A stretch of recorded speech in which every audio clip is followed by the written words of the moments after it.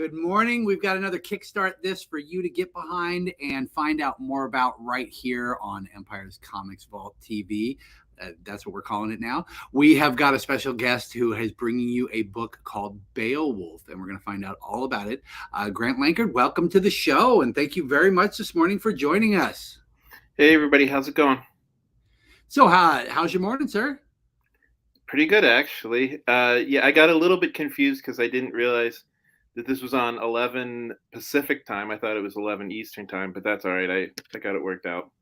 Good, you made it. Good. I'm glad that didn't have to create any difficulties and conflict, because I know that you're a busy man, not just with regular work, but with creative projects, which is what we are here to find out about. We've got a Kickstarter for Beowulf, and it is issue 5. Right. But the possibility on that Kickstarter for all of you to be able to get all of the issues. So don't feel like this is, something you're jumping into without knowing what's happening, because you can get everything. So Why don't you tell us a little bit about Beowulf? So Beowulf is the story of the legendary warrior, but reincarnated in modern times. Unfortunately, something got a little bit lost in translation when he was reincarnated, and he's no longer like this mighty warrior. He's more of like a 30-something slacker. And his sidekick is a cat with magic powers, and the cat's owner also comes along for the adventure.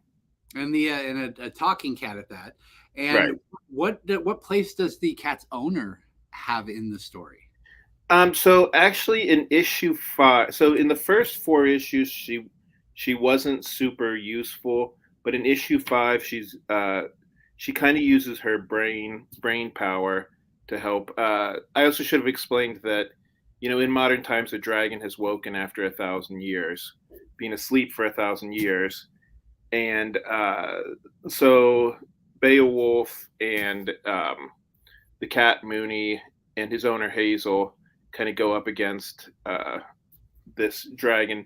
And even though Hazel isn't, as powerful as the other two, she uses kind of her street smarts and her brains to kind of like help. Okay, and this is going to be how many issues in total, since we have 5 already? What are you looking at for this? So it's a 6-part story, and that's not to say that I'm not going to do sequels or spin-offs or whatever, but for right now, it's a 6-part story. Okay, and that's nice. I like something where you can, and good afternoon to you. Morning's still here for me, but I like the idea, especially with indie comics, that you've got a good 6 issues. You've got a story you want to tell. It can be done, but it's open-ended enough where if you feel like it, you can come back. Right. And it's nice too as a reader, because I know there's a definitive ending, and I know I'm going to get the product, and I know that it's something that you aren't just stretching out to stretch out. Right. And it's not like a Marvel or a DC comic where it feels like it never ends. Yes. Is that my computer or yours? No, that's mine. I'm sorry. I've got too many devices and they're all open. Yeah. You think I want to make sure it wasn't me. Yeah, no, I've got like all these different screens. My wife sometimes is like, "Are you a hacker? What's going on?" So the Kickstarter, you're already over halfway there. Yes. And we've got plenty of time on this Kickstarter, but I always want to stress there are 39 days. You do not want to wait till day 39, because then you will remember on day 40. What you want to do is go over right now, as soon as you see this. In fact, pause this video if you're watching it later. Go over there and take a peek at what he has, because not only do you not want to forget, but we want to push this man over the threshold so that he has to start promising us stretch goals. Right. I mean, it's funny. Like, I mean, I always hear that from people. They always say like, "Oh, I'm waiting until the last day to back." And I always say to them, you do realize like Kickstarter doesn't take the money out of your bank account until after the Kickstarter is over anyways. So you don't have to really worry about when you back. But no. I think it's better to back early. That way you don't forget. Yeah, and I think it's better to back early, because once you see a Kickstarter going over its threshold, you are going to attract more people to the Kickstarter, and you're going to want those people to pledge, because then they like we talked about, the stretch goals start happening and other things start happening. So yeah, dude, just do not wait. You can see we've got the Kickstarter up right here. why don't you tell us a little bit about the Kickstarter and what they can get on there? So obviously you can get issue 5, but you can also get issues 1 through 4 as well. So if you missed the first 4 Kickstarters, that's okay. Um, Now we also have a deluxe. We have a regular version, which is for people who just want the comic book, and there's the cover for the regular version. And then below that a little bit is the deluxe version. And the deluxe version not only has a different cover, it also has a few pinups in the back of the comic book. So, like, a lot of people have asked me, like, why are you charging extra for the deluxe version? It's not just a cover; it's also you also get more content in it. And that's always fun because it's nice. Just some people just want the story, but Right. I always find it nice to see some of the stuff behind the scenes, to see other covers, other sketches, whatever it may be when they give extra content, script, pieces. It's very helpful. It's very interesting to see how other people work, and it's very helpful Yeah. for creatives because there's some people who can take things away from that. So no, I really like that idea. Well, and the other thing is, I don't sell the deluxe versions after the Kickstarter, so that's like Ooh. something. So that's something that's kind of a rarity, like a collector's item, just for people who backed the Kickstarter. That is really kind of fun actually, because so when it gets distributed, it won't be available. Exactly. Sweet. So what else do you have to offer on there? Because we've got the digitals, we've got the print. So we also have a Chrome version, a Chrome cover, which is going to be the deluxe cover, but obviously shinier. And that's again another collector's item. It's not something that's going to be for sale. You're not going to be able to buy it like 3 years from now. You know what I mean? Yeah, yeah. Um, and here we have like a little bit of the interior art, kind of a synopsis of the story. Oh, and so besides that, we also have retailer special, which are at a little bit of a discount just because, I mean, obviously we want the retailers to be able to make money off the comic book as well. Yes, that's actually a really important feature that I find that people forget. I know that Kickstarter is bypassing the normal markets, and sometimes it's something that people don't think about. But the Kickstarter platform is something that I use to stock comics for the shelf because I carry a lot of independents. And there's a lot more than what you'll see when you go through previews. Yeah, So no, we appreciate you putting that in there because it's a really, really nice feature so that we as retailers can make sure that it gets into the hands of people who might not have seen the Kickstarter. So right, that being said, there'll be some here, obviously, for the Empire people. But if you shop at another store in town, if you're out of town, if you want this, let your retailer know too, because if right. you want it, that means that there's going to be other people in their shop that are going to want it as well. Right. Well, sweet. So what's the creative team on this? So it's basically me and one other guy named Antonio Brandel. Um, but yeah, Antonio is doing the pencils. I'm doing the inks, the colors, and the lettering, and of course, writing it. Okay, so inks, colors, and lettering. Why are you not doing the pencils if you can do all that? Honestly, because inks, colors, and letters take a lot of time, and I realize, I can't do it all myself. I figured that was gonna be the answer because that alone is enough. Because once he turns in the pencils, you then have to spend the time to ink and then color and put all Right. the stuff together. So yeah, no, along with running the Kickstarter and getting it out there and dealing with Diamond because you guys were in the last Right. previews. Right. So yeah, there's Administrative. Everybody forgets about administrative work, but yeah, that can take up a lot of time too. Yeah, no, it's and I mean it's great that you're able to do this on Kickstarter and you're able to get stuff out there. I mean, and that you're able to make it worthwhile for you Yeah, because I mean, Kickstarter is really a lifesaver. And I think it's good that you're doing this show because I know like you kind of alluded to earlier, some retailers have kind of a love-hate relationship with Kickstarter. Um, but I'm guessing from the fact that you do this show, um, you don't have like any animosity towards Kickstarter. No, no, Okay. God no. It's a great platform. Trying to go through Diamond it can be really rough for small press, especially since it's a lot of upfront cost, and it's a lot of Yes. upfront cost on not just the art but the production. And the one thing that people don't take into, as well as like you said, is the sheer amount of time that it takes you outside of what you're already spending on this product. Right. I So, no, mean, I think Kickstarter is a great platform.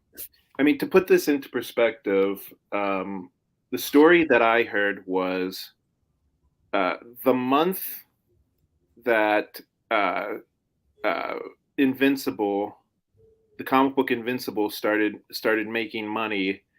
The bank contacted Robert Kirkman and told him that they were going to start foreclosing on his house. Oh, So, so before Kickstarter, if you wanted to do an independent comic book, basically you had to have either a bunch of money or a rich uncle, like the Teenage Mutant Ninja Turtle guys had, or you just had to be willing to go into debt. mhm. So yeah, and I mean, while I love comic book stories, I mean, you kind of alluded to the fact that yeah, it is really hard to make money if you're distributing your comics through Kickstarter. Which, and you kind of alluded to that uh, we're going to start doing Beowulf #1 through a traditional comic book distributor, Diamond, obviously. And yeah, I mean the money has been okay. Certainly not anything to live off of. You know what I mean?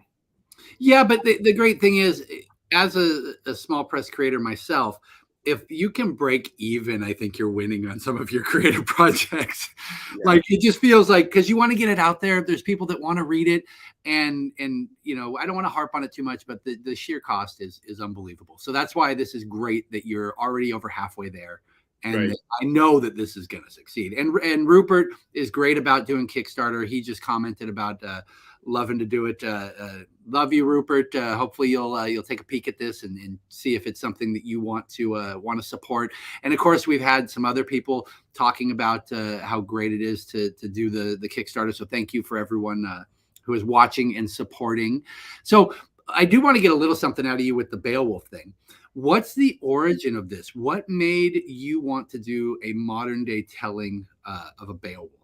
So when I was a kid, my parents had these Time Life like fairy tale books. They used to have like advertisements for it on TV. Like it would be like one would come like in the mail every month. And I remember the one book was about Beowulf. And the thing that appealed to me about it was I it sounded just reading it kind of sounded like a comic book. You know what I mean? Like I could actually picture it being a comic book. And so Beowulf kind of became the superhero that I would like draw in my notebook at school and stuff like that.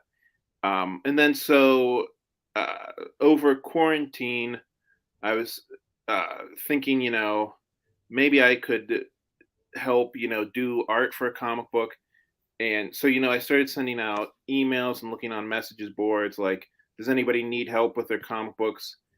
And to be honest with you, as a first time comic book creator, I really wasn't liking any of the ideas that people were sending me. So I thought, you know what? Why not just do an idea that I have, do it on my own?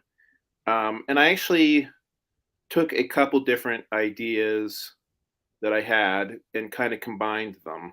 Like originally, Hazel and Mooney were going to be their own comic book, and instead of doing that, I kind of added them to the supporting cast of Beowulf, and that's kind of how the comic book.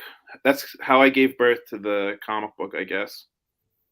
Okay, and the you this is not your only comic book that you've worked on. I Right. actually talked to one of my regulars yesterday, Matt Mosman, who said he had worked with you on another anthology during COVID. Yeah, so yeah, I also did a comic book. It's called Memoirs of the Morbid.